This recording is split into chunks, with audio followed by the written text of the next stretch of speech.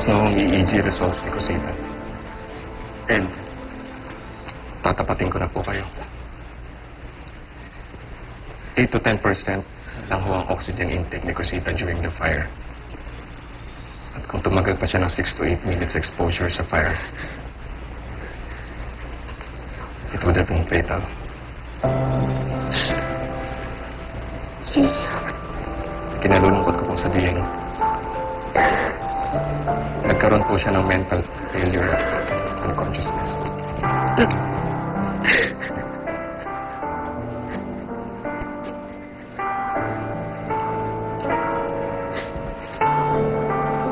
Dok, anong ibig sabihin nito? Anong mangyayari sa anak ko? Some parts of Cosita's brain are not functioning properly. Kaya kung mapapansin niyo, hindi ho siya nakakapagsalita, hindi siya nakakakilos. Para ho siyang na-stroke. Is it permanent? I mean, wala ba kayong magagawa para maayos ang kondisyon niya? Under observation si Cosita dito sa ICU for 72 hours. Pag hindi ho siya nakarecover dito, would be fatal. Hindi. Dok, hindi totoo eh. Kapag nakarecover siya, wala pa rin kasiguraduhan kung kailan man mabalik ang dating lakas at kalusugan ng anak ninyo. Pwede hong bumalik sa dati at bumuti. At may posibilidad din hong hindi na siya bumalik sa normal.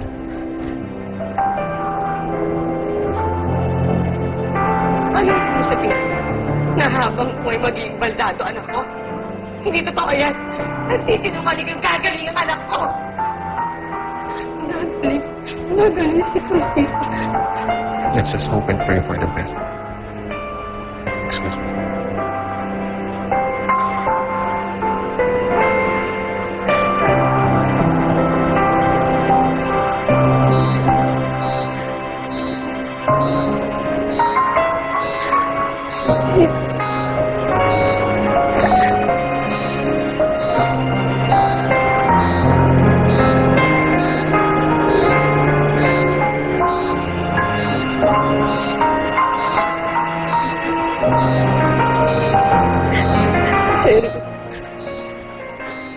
Pero kung nangyari kay Cosita, pero sabihin mo sa akin, di ba? Gagaling si Cosita. Hindi siya magiging baldado. Hindi na. Gagaling siya, di ba? Gagaling si Cosita. Gagaling si Cosita. Pero, si Cosita pa.